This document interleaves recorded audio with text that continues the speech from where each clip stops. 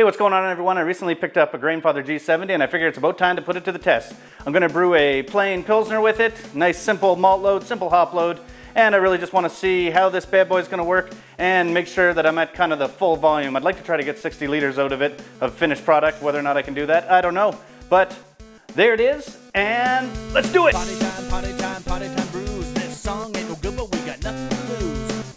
Okay, let's get right at her. So, I am pretty excited about this. I had planned on originally just keeping my 20-gallon brew in a bag. That does work pretty good, but with the propane, I found it a little bit hard to control the temperature.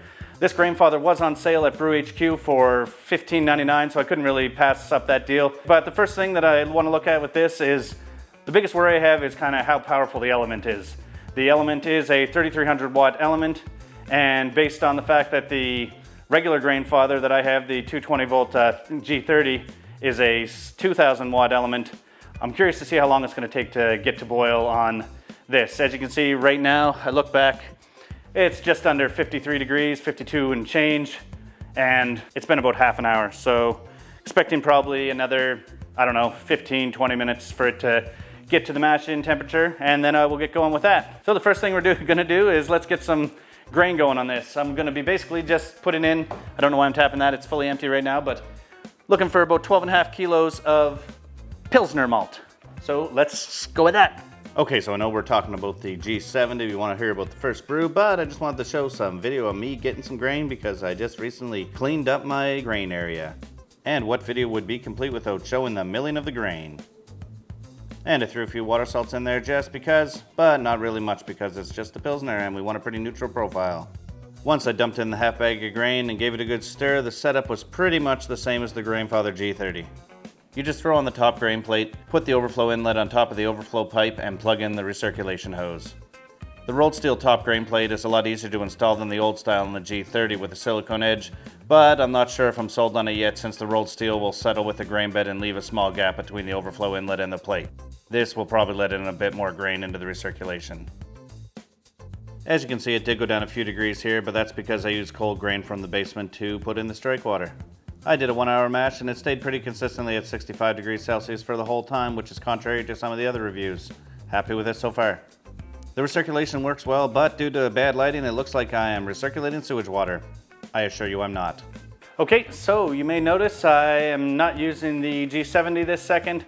I wasted too much time and forgot to heat the Sparge water. The G70 needs 40 liters of Sparge water. I didn't kind of take that into consideration before I started brewing here. So what I did was unplug the G70 and I'm just letting that sit there. It shouldn't lose too much temperature with that volume of water. And I'm using the old Grainfather to heat up the water to 75 degrees or so for the Sparge. And I also have my kettle going with the other bits. Problem is you need 40 liters of Sparge water, so that's too much for the Grainfather on itself, the old Grainfather on itself. And so I have to top it up with I have a 5-gallon pot. So I'm using a 5-gallon pot, the old Grainfather, just to heat up the water. And then I'll be putting it back into the G70 when it's Sparge time. So basically what that makes me think is that in the future, I will probably do full volume mashes here. And then I won't have to top it up as much for the Sparge. Anyway, back at her. And one thing you need to know with the G70 is that the grain basket is very heavy. I recommend getting a ladder set up with a block and tackle in order to lift it a lot easier. I tried to do it on my own and failed miserably. Well, didn't really fail, I didn't spill it everywhere, but I just couldn't lift it.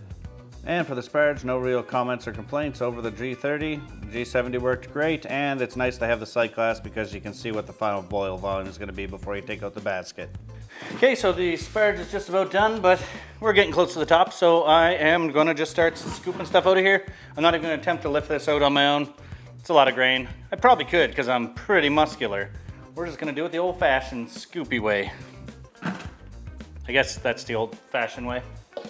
Okay, and one thing you'll notice with these is with the rolled ones, although it did catch it in the sides a little bit, they rinse off really easy. The rolled steel, smooth on one side, smooth on the other. Not like the old Grainfather or the G30, where it was a little bit catchy on the bottom, maybe from punched holes or something. But either way, these seem a little more polished up and should be a little bit easier to clean and rinse off. Rinsed off a lot easier, not too many things stuck in the holes. It has been heating up about 45 minutes from the Sparge. The only thing about that is some of my Sparge water was definitely not quite up to temp, so it probably cooled it down a bit. And as that's heating up today, I'd like to thank the sponsors for this video, you guys. Without you guys, I wouldn't be doing this. So if you're liking what you're seeing so far, might as well give it a like, maybe a subscribe, and we'll see you next time. Oh, wait, I'm not done, so I will not say see you next time, but back to the heating uppedness. Almost to the boil. Well, there we are. We got to the boil in about an hour, and she boiled actually a lot more vigorous than I thought. Not the craziest, but I was expecting kind of a slow rolling boil, and this seems a little bit more vigorous to me, so I'm quite happy with it. So now we need to add our hop additions. What we're using for this is just 2 ounces or 56-ish grams of Magnum for the bittering at 60 minutes. And finally at 20 minutes, we're gonna just go with 20 grams of Tettnang for the aroma. And in case you're wondering, no, I have not set up the ventilation system yet properly. This is the poor man's setup. Either poor or lazy man's. Either way, it works, and I transferred the steam from one end of the garage to the other, not even out the door. It condenses a bit in the hose. And here's that final bit of hops. Man, it's mesmerizing. And also proof that the hop spider doesn't really stop all the hops. Some of them, but not all of them. And as normal, I sanitized my yeast packet. I used 2 in this case. It was a crispy Kvike from Escarpment, and I dumped it into my Grainfather SF70 fermenter. If you made it this far, you're probably interested about the equipment, and can I focus your attention on the link in the corner that has my live unboxing of the Grainfather G70 and the SF70 fermenter, if you're interested. And finally, I threw a little bit of yeast nutrient in there, another product from Escarpment Labs called Yeast Lightning, because why not? I then aerated the wort and trusted my son to get some sweet shots, because yeah. I was going to use the rubber bung in the airlock, but then decided to switch over to the blow-off hose. 1.5-inch tri-clamp makes it nice and easy to set up the blow-off hose. And here's what's left in the Grainfather after the final transfer. The bottom draining kennel makes it a lot easier and transfers a lot more efficiently. And for the fermentation profile, you can see it was a bit off. I did pitch on the low side with the Escarpment Lab Crispy and was expecting it to work fine since it was a strain of Kvike that should like to be stressed. However, 2 packs for almost 15 gallons didn't do what I was expecting.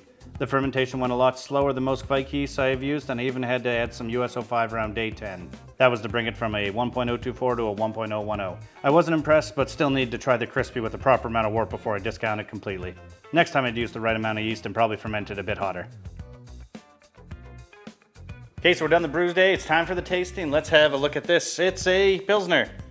Not very clear. It's only been in there a few days, so let's give her a go. Smells like beer. Tastes like beer. I brewed again. This isn't a grain to glass video, but we're talking about this. So let's go into this review. So I did a brew day with this. Everything went smooth. Transitions really easy from the G30 to the G70.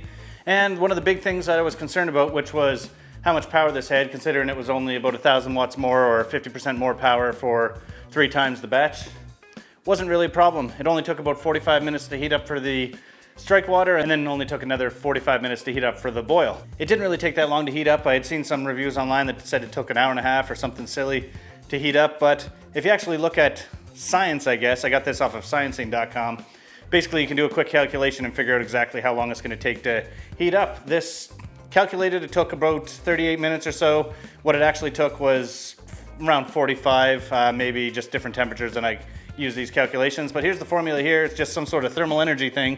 Basically, you take 4.2 times the volume in liters, which was 40 in this case, times that by the change in temperature. I just estimated that it'd be about 20 degrees, which is room temperature, going up to 65 for the strike water.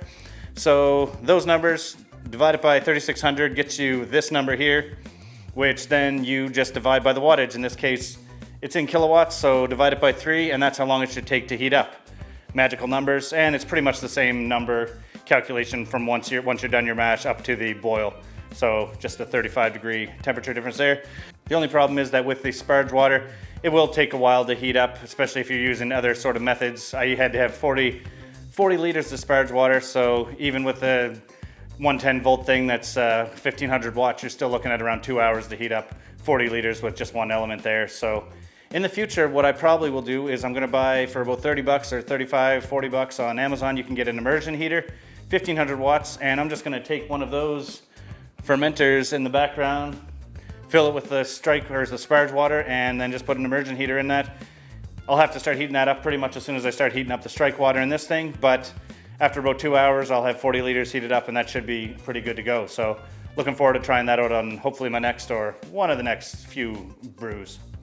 But let's get into things that I really liked about this thing. So for pros, it was a pretty easy assembly. There's less cords than the regular Grainfather. You just have to plug in this line here, which you can't see the bottom, but trust me, it's there, and the main plug in the back, which plugs in nice and easy, and even for the recirculation hose, just a barb on the end here, and you just plug her in there. Trust me, you just plug her in there. I'm not lying to you. And for the rest of the assembly, the rolled steel plates are obviously easy to put in. You just set them down into the basket. There's no fiddling around with the silicone like on the G30. Apparently you can get the G30, and the G40s now have the rolled steel, so that's not an issue. But compared to the G30, it was nice to have. Another thing is the pump is a great little pump. I'll have to do maybe a test on it someday, or when I get a little more thorough into this thing, if I want to get a little more analysis on it. The pump works well. It feels like it's probably at least twice the power of the other one, if not more. And another thing on this, which was one of the main things that I liked, was the bottom draining. It drains from the bottom center, therefore you don't waste as much wort. It's not an inch or so at the bottom that you're wasting a wort. You can drain everything. And the filter basket, or the filter plate worked really well at keeping the hops out of the pump. And one of the cons that I was going to say when I brewed it was it might need a little work to figure out the Sparge water. 40 liters is a lot of Sparge water, and you need to have a fairly big container to be able to heat that up in. But like I just mentioned, an immersion heater off Amazon will probably do the trick. Ideally, you could even use, if you had 2 of the food grade buckets, you could probably buy 2 of the 1500 watt immersion heaters. Make sure you plug them in on different circuits and heat them up at the same time as you're heating up from the mash to the boil. It only takes about 45 minutes or so to do 20 liters with one of those immersion heaters, so that would be good to try out. And the next little con I have, which isn't too big of a con, is the cleaning filter that comes with it is fairly thin. I saw a few review videos before I did the first brew on this, and I didn't even bother trying to use that little filter bit because apparently it clogs up real quick with grain, and it'll stop the pump, or make the pump, won't necessarily make it cavitate, but it's just going to be working hard and not really bringing anything through it. So I just didn't worry about hooking it up for the clean. And it really wasn't that bad. You can scoop all the grain out with any sort of scooper you got, and then just use a paper towel or some sort of cloth to suck it out. I was even thinking a small wet dry vac might work to clean it out. Haven't tried it yet, so it may just turn it a mess, but maybe I'll try that someday. And another con to this, it is a fairly heavy process. Lifting out the grain bag or basket is fairly tricky. You can't really do it on your own, so you need to set up something like the ladder that I had set up. But pretty much any system that you're using is going to need that sort of thing to get out there, unless you're using a 3-vessel or a 2-vessel system where you can leave the mash in. You just drain it out and then you can scoop it out. And that doesn't require the kind of weightlifting skills that I have. And overall, again, it's not a full review. This is just the first brew. Hopefully, well down the road, if people demand it, I can do a little bit better review on it. But for now, I'm really happy with the system. I didn't get the problems that I saw a lot of people talking about with the temperature going a little wonky. I wasn't super precise, and I didn't stare at it the whole time or videotape it, so maybe it did jump, maybe it didn't, but I didn't see any problems with it. And any time I checked the temperatures, it was bang on within a degree or so. Overall, I really like the Grainfather products. They're really easy to use. I need to use more of the automation or maybe try their software with it, but I use Brewfather, so I didn't really want to mess around with that. I'm quite happy using it manually. Don't really need the bells and whistles, but they would be kind of nice to get going for at least heating it up when you're away from home or something like that. And the final thing is I did get it on sale, $1,500, or $1,599, but even then, it is a fairly expensive product. I haven't seen it in Canada yet, but the Brewzilla has the 65-liter system, and I really wouldn't mind trying that because that comes in at least on morebeer.com, comes in at $649 for a 65-liter system compared to the regular price of $23.99 or so in Canada on this one. So yeah, you're looking at about $1,000, say, once you get it to Canada, and this is in the $2,500 range. So a lot more expensive. Seems like a great product. Really like how everything works with it, but I'd like to get my hands on the Brewzilla just to compare it before I say that this is definitively better or not, because I haven't compared a lot of ones, and I don't want to lead you astray thinking that it's better than the other ones. But again, overall, very happy with it. Gonna use it again. It makes beer. That's a plus, although everything makes beer, but Either way, if you like this video and you made it this far, make sure you remember to like the video, subscribe if you haven't already, and maybe take a look at this video here that shows me doing the live unboxing of it, although I already linked it there, or any of the other videos there. And yeah, thanks for watching. Appreciate it. Have a good one.